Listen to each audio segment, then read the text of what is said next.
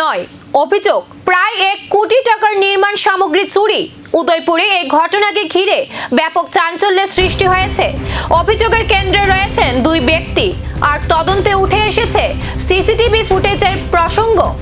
বিশিষ্ট ঠিকাদার নিহার চন্দ্র দেবনাথের অভিযোগ, দীর্ঘদিন ধরে তার বিভিন্ন নির্মাণ প্রকল্প থেকে রড, সিমেন্ট সহ বিভিন্ন নির্মাণ সামগ্রী চুরি হয়ে আসছিল। এই ঘটনায় গোকুলপুর এলাকার বাসিন্দা বিপদ পাল ও তার ছেলে অভিজিৎ পালের বিরুদ্ধে রাধাকিশোরপুর থানায় লিখিত অভিযোগ দায়ের করা হয়েছে। অভিযোগকারীর দাবি, সম্প্রতি টেপানিয়া নেশামুক্তি কেন্দ্রের নির্মাণ স্থলে বসানো সিসিটিভি ক্যামেরায় একটি বোলেরো গাড়িতে নির্মাণ সামগ্রী নিয়ে যাওয়ার দৃশ্য ধরা পড়েছে।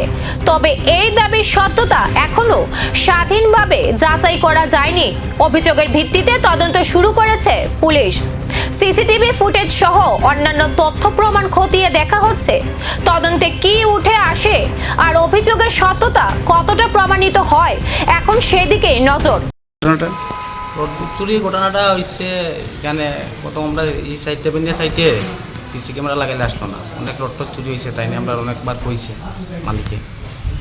পরবর্তী আমরা তো সিসি ক্যামেরা লাগানি হয়েছে। সিসি ক্যামেরা লাগানোর পরে ওই সিসি ক্যামেরার মধ্যে 2 দিনের মধ্যে ধরা পড়ছে সিসি ক্যামেরার মধ্যে। তার পরবর্তী একদিন হঠাৎ করে আমরা রডের শব্দ শুনে সব খোলাপাইন বাইরেছে, বাইরে দেখছি যে মনে মনে তারা গাড়ি করে রড লইয়া যাইতেছে। কারা ওরা? ওই বিপদ কাকু, তারা রাত্রেবেলা রাত 3টার সময়। কি গাড়ি দিয়ে মাল নিতে আছে? বোলেরো গাড়ি। রাত্রে 3টার সময় তোমাদের জিজ্ঞাসছিল না জেগে? জিজ্ঞাসি আমরা পরে ওরা সবাই বাইরেছি, বারোনি পরে জিজ্ঞাসি, যেখানে করে তাই নিয়ে কইছে যে মনে আমার বোনের কাছে, গরিব বোনের কাছে একটু রড দিতাম, রড অনেক লাগিয়ে নিয়ে দেখেছি।